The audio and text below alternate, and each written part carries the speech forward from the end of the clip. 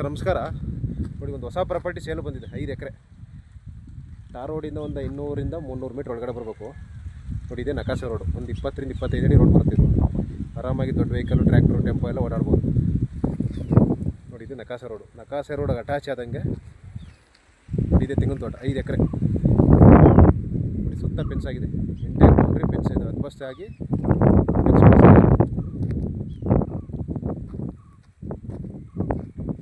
ತೆಂಗಿದೆ. ನೋಡಿ, ಒಂದು ಗೇಟ್ ಹಾಕಿದ್ದಾರೆ. 4 ಕಡೆನೂ ಫೆನ್ಸ್ ಆಗಿದೆ.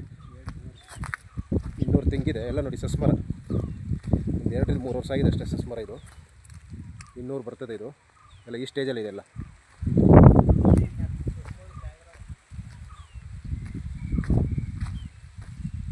ಎಲ್ಲ ಡ್ರಿಪ್ ಇರಿಗೇಷನ್ ಆಗಿದೆ. 2 ಪಂಪ್ ಸೆಟ್ ಇದೆ. 2 ಪಂಪ್ ಸೆಟ್ಟಲ್ಲೂ ಒಳ್ಳೆ ನೀರಿದೆ. ಎಲ್ಲ ಒಂದು 2.5-3 ಇಂಚ್ ಬಂದಿದೆ 2 ಪಂಪ್ ಸೆಟ್ಟಲ್ಲೂ. ಡ್ರಿಪ್ ಇರಿಗೇಷನ್ ಆಗಿದೆ. ಸೂಪರ್ ಆಗಿದೆ ಜಾಗ. ಚೆನ್ನಾಗಿದೆ. ಫಿಟ್ಸ್ ಆಗಿದೆ.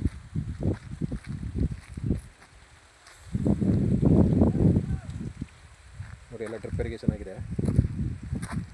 General community property, registered ready ಇರುವಂಥ ಪ್ರಾಪರ್ಟಿ. ಬೆಂಗಳೂರಿಂದ ಒಂದು 116 ಕಿಲೋಮೀಟ್ರ್ ಆಗುತ್ತೆ. ಮಳವಳ್ಳಿಯಿಂದ 30 ಕಿಲೋಮೀಟ್ರ್ ಆಗುತ್ತೆ. ಮಂಡ್ಯದಿಂದ 14 ಕಿಲೋಮೀಟ್ರ್ ಈ ಪ್ರಾಪರ್ಟಿ. ಸೂಪರಾಗಿದೆ ಜಾಗ ಮಾತ್ರ. ಕಂಪ್ಲೀಟ್ ತೆಂಗು ಎಲ್ಲ ಸೂಪರಾಗಿ ಬರ್ತಾ ಇದೆ. 3 ವರ್ಷ ಆಗಿದೆ ನೆಟ್ಟು. ಟಾರ್ ರೋಡಿಂದ 200-300 ಮೀಟ್ರ್ ಒಳಗಡೆ ಬರಬೇಕು. ನಕಾಸೆ ರೋಡಲ್ಲಿ ಮಣ್ ರೋಡು.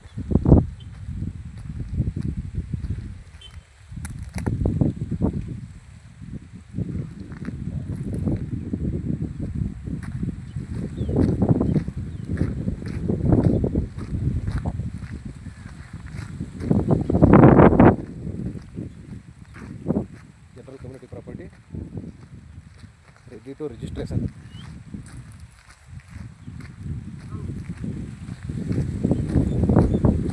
ಮಂಡ್ಯದಿಂದ ಕೇವಲ 14 ಕಿಲೋಮೀಟ್ರ್ ಆಗುತ್ತೆ. ಮೈಸೂರಿಂದ 32 ಕಿಲೋಮೀಟ್ರ್. ಬೆಂಗಳೂರಿಂದ 114 ಕಿಲೋಮೀಟ್ರ್ ಆಗುತ್ತೆ.